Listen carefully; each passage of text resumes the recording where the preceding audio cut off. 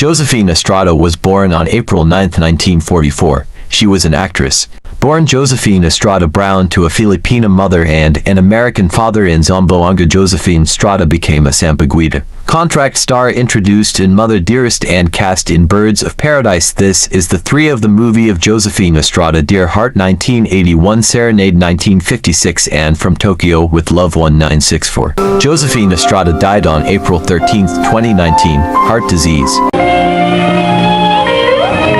Ikaw yung maliit na yan? Saan mo nakuha ito? Kay Don Pacholo. Pero teka muna, hindi pa ako sinasagot. Hindi ba ikaw yung maliit na yan?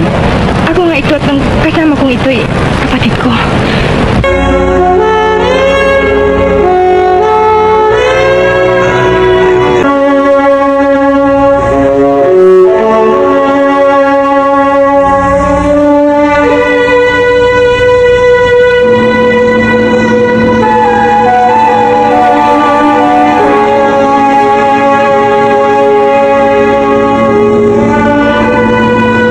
This is your last and final test.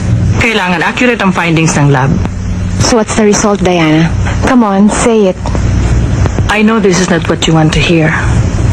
It's positive. Nakikialaman ng mga halaman ko, ha? Mamahalin na halaman yan. Orchids yan. Ililipat ko lang doon. Napaka-atribida mong matanda ka, no? Iwan mo yan dyan. Ayokong pinakikialaman ng mga bagay dito sa bahay. Nandiyan mo? Mrs. Celebre, alam kong mabigat ang loob niyo sa akin. Pero ginagawa kong lahat ng pakikisama. Sabihin mo sa akin ngayon kung anong klaseng pakikisama ang gusto mong ipakita namin sa'yo ni Vivian. Ang gusto ko, umalis na kayo dito ng apo mo. Ayoko sa apo mo para sa anak ko. Kung hindi dahil sa kaalimbungan ng babae yan, hindi mag-aasawa ng maagang anak ko. Nabuto-buto. Anong lata?